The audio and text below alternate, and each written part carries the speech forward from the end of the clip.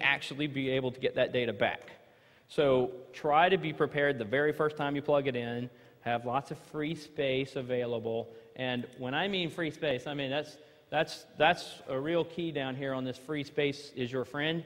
Because if you have to do an image and you get lucky enough that maybe your OS mounted it, you might need to do 2 or 3 things at the same time and try to limit the amount that you're going to lose. If you plug in a hard drive and you're on a Windows system, the OS mounts it.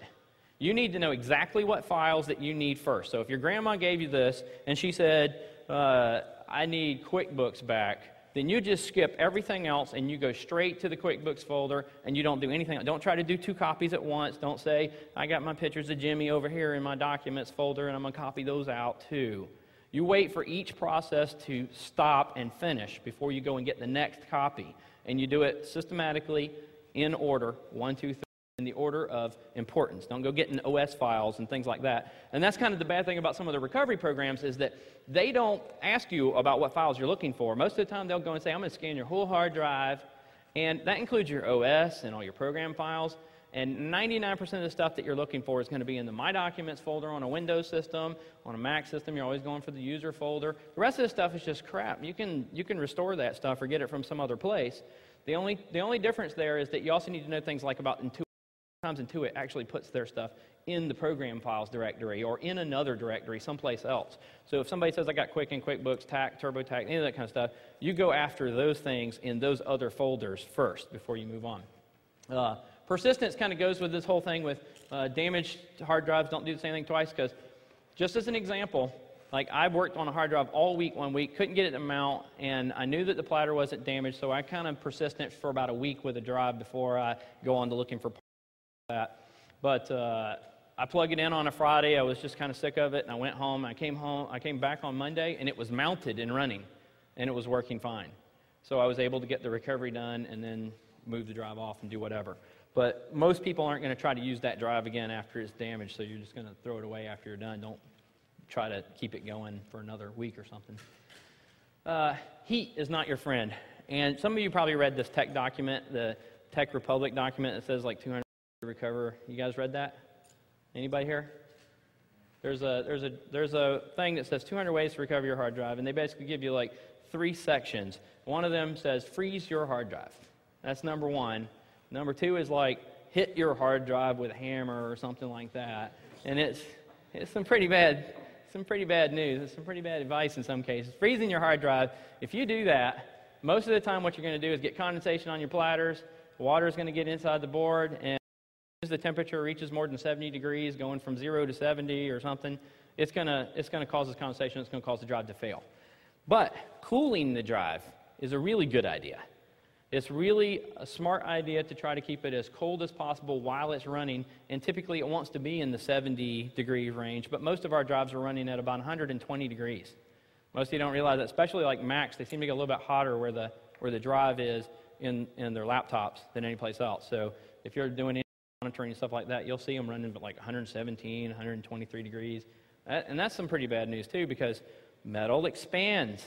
Glass doesn't expand as much. So when you've got somebody who's using like a IBM hard drive and the platters are made of ceramic material, there's ceramic and glass, they're kind of used universally as far as the way that they're talked about, but they do not expand as much. So typically you'll have a little bit better luck with heat with those drives.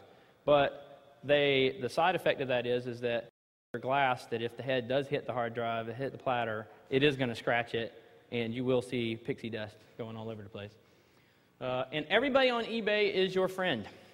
You will have to call them, contact them, email them. When you're looking for a particular drive, when you go to eBay and you pull up a drive and somebody's got like 3 drives laid out and say for sale, that could have been somebody else's picture. They just pasted it into their stuff.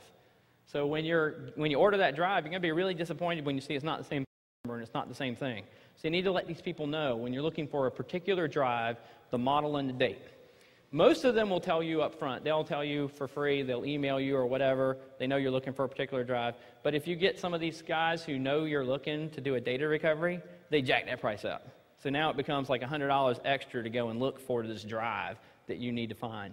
But if you're looking for a rare one, and that's the other thing is that sometimes one week you might not find it on eBay, but next week you will.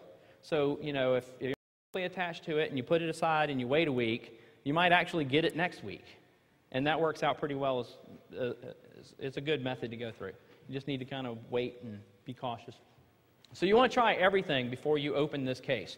So if you don't really have a clean environment, again, if you go to my website and you look at where you can make like a Tupperware thing, I've got a link to actually tell you how to make a clean room of your own where you can disassemble that drive and you're in good shape. Most of the time, you'll actually be okay just in a clean spot just to get that drive running. Because how many of you are going to open up your drive and then you're going to keep using it after you've opened it? About 9 minutes. Yeah, but after that, you're not going to like plug it in and put all your new porn on it on your for the next 6 months, are you? It was kind of toasted. Yeah, it's pretty toasted. After you open it and you expose it to the environment, there's a much better chance it's going to die later on. But you've already had a problem with it. So hard drives are cheap by comparison. I mean, if the data that's on there, it's pretty easy to get something cheap, even memory sticks and things like that, just to get by. But you don't want to keep using a hard drive that's even partially or possibly damaged for any permanent stuff. You could probably keep your OS running on it and keep another data drive going, but you don't want to do that. You want to look at your logic board carefully. I'm going to show you in a minute what happens to the logic board and how you can actually tell if there's something wrong with the board on the bottom. And different connectors do different stuff. And this is really true. If you use a FireWire on a drive, sometimes it won't mount, but then you can plug it into a USB. Sometimes it will mount. And also the other thing is that an IDE controller that's on the board, like on your motherboard, or if you get a separate IDE controller and plug it in, it has better error handling. So you have a lot better chance of using an imaging application and doing something like DD Rescue to read each sector on the drive and getting that data back, because it will constantly retry if the software tells it to. And that's exactly what DD Rescue does and things like that. There's some others, like there's a free one that's called FTK Imager for Windows. So if you're not, because DD Rescue is not going to run on your Windows box. So if you want to try a really quick one and you have a Windows box, it doesn't matter if the hard drive mounts.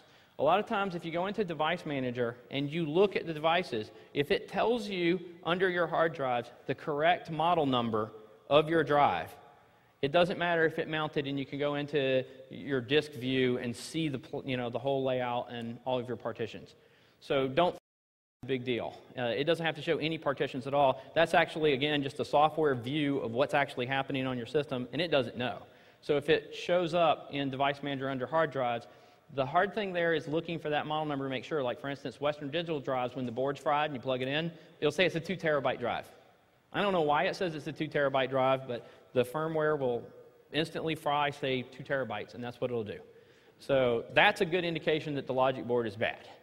And that happens with others, but typically Western Digital's is the one that's going to do that. And I'm not trying to pick on them, because Seagate and Maxtor and all of them have their problems, and they're all going to die sooner or later.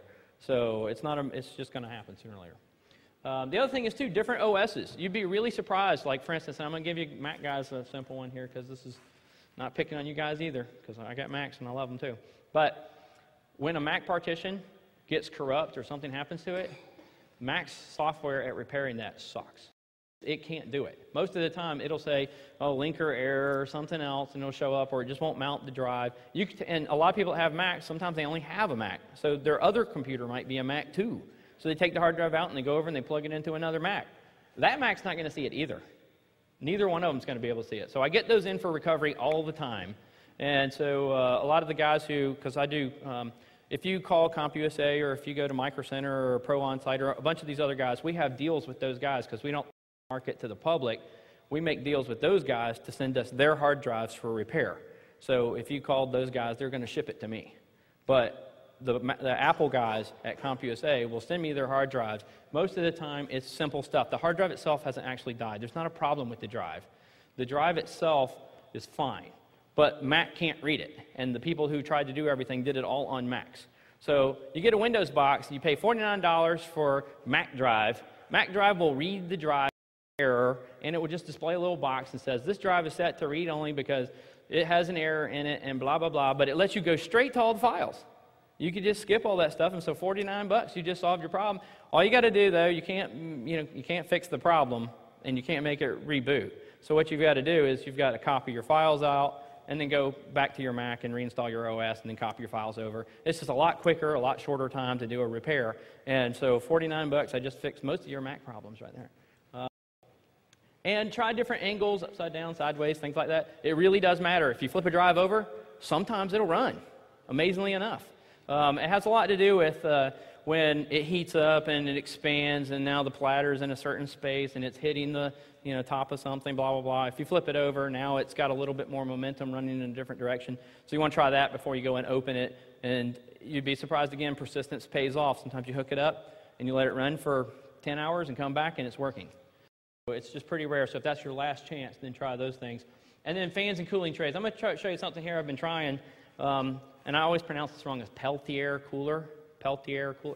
It's a ceramic cooling item. And basically, this one came out of a device you can buy for $20 at CompUSA. This is that little USB cooler for your cup. You put your cup on it and it cools your cup off.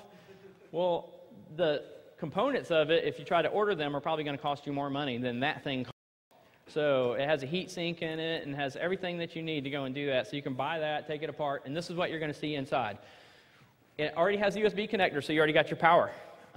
When you plug this in, what's going to happen is one of these directions is going to be spitting off the heat. One section is going to suck the heat from one side and freeze whatever's on that side, basically, and spit it off on the other side. So you can take that and you assemble it. Like I put these in these metal trays like this. You guys have probably seen these. Systems are doing anything, you just put your hard drive in it because it basically becomes a heat sink while you're working on it. You want to suck all the heat away from your drive as much as possible. And then put the drive in it. It's important, too, that you're making contact with the metal when you're using something like a Peltier cooler because it wants to touch that metal and suck it off. If you've got labels on your drive and you're sticking it right there, it's not going to really help you at all. It'll do a little bit, but it's not going to do a whole lot. But typically, the Peltier coolers, the number of them that you use, can bring the temperature of the drive down to about 40 degrees. So you can actually run fairly while it's running. And then this is the heat sink, came out of that same device, the cooler. And so I had the Peltier cooler right underneath it. And then you can use 2 or 3 of these in sequence too. You can either put them side by side, but if you actually stack them like little cakes, it'll suck it off and it'll get colder on the bottom one. So you can play around with some of that stuff just to keep it cold. But so for $20 and take your labels off and stick your stuff, you can probably keep your drive running fairly cold. The electronics, the board itself. If you touch this board in certain areas while and you plug it into like a USB power adapter or whatever, and you can feel where extreme heat is on this. And a lot of times what will happen is when you touch at certain spots, you can actually find where the short is in this. So you already know, I got a short, something bad is happening here, and you can feel the heat up to a certain spot, and then it stops. It doesn't go to the other chips, and you don't feel it. And when I took the board off and I flipped it over, this is what I saw on the other side. So this is common. You would sometimes I see little diodes or things like that, but they fry. They smoke. Things happen. Sometimes they smell. But you can basically take that board off, replace the board. The drive's in great shape. No problem with it. And actually, at that point in time, I haven't opened the drive, so just replacing the electronics on the board is fairly simple. There's 4 screws on the bottom of your board, and there's no soldering contacts or anything like that. It physically just contacts the drive. So there's nothing like loop back inside off of that board. It's 4 screws. Contact on the outside powers up both the power for the motor and makes the contact for everything inside the hard drive itself. So that's a fairly simple thing to do, and that's always your first line of defense. Because no matter what you do after that, you're still going to have to buy a duplicate drive. You're going to have to get the exact drive, and you're going to have to do everything else anyway. So you want to make sure that the new drive that you bought actually works, so you power it up. Don't be so anxious to take the board off and go put it on your old drive. Make sure it's working. Make sure the board works. Then take the board off. To the drive.